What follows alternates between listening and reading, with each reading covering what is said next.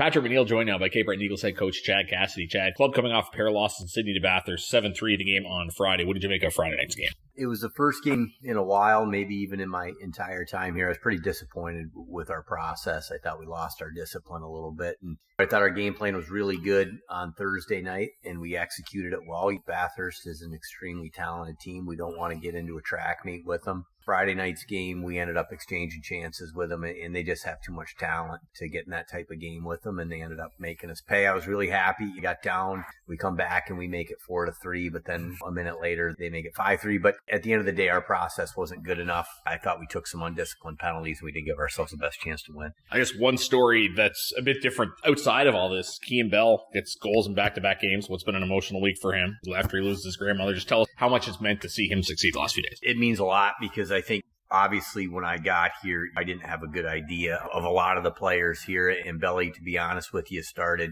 near the bottom of our depth chart and really worked his way up. I think he was a healthy scratch my first couple games here and has worked his way up. And now he's getting power play time and he's making that count. And certainly with his family circumstance and everything going on, it makes you feel really good for him and his family that he's having this kind of success. And I hope he continues to do that. For sure. We don't see Nicholas Gerard on the ice today. Tell us about that. Just coach's decision. Nick's not going to be with us this weekend. We decided that he's going to take the day off and we'll reconnect with him on Monday.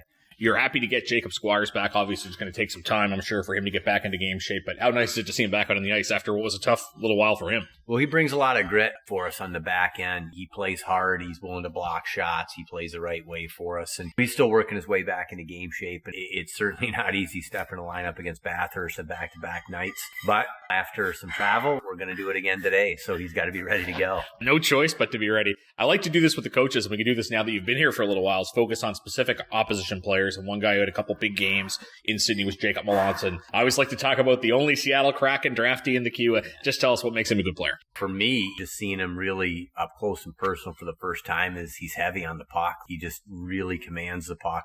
He's on top of it all the time, and he attacks. He's obviously got a big-time shot, had a couple finishes against us. More than anything, I've been impressed by the way he gets over the puck, and once he's got it, he doesn't want to give it up.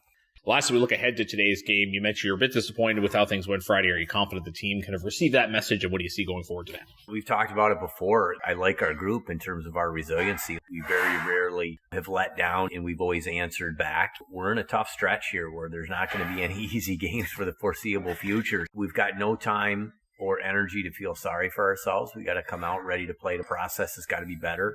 When we play the way that we want to play, we give ourselves a chance. And we showed that on Thursday night. We didn't do as good a job on Friday, but we got to bounce back on Sunday. Nobody's going to give it to us. No doubt about that. Should be interesting to see it play out. Good luck today, Chadd. Thanks for this. Thanks, Patty.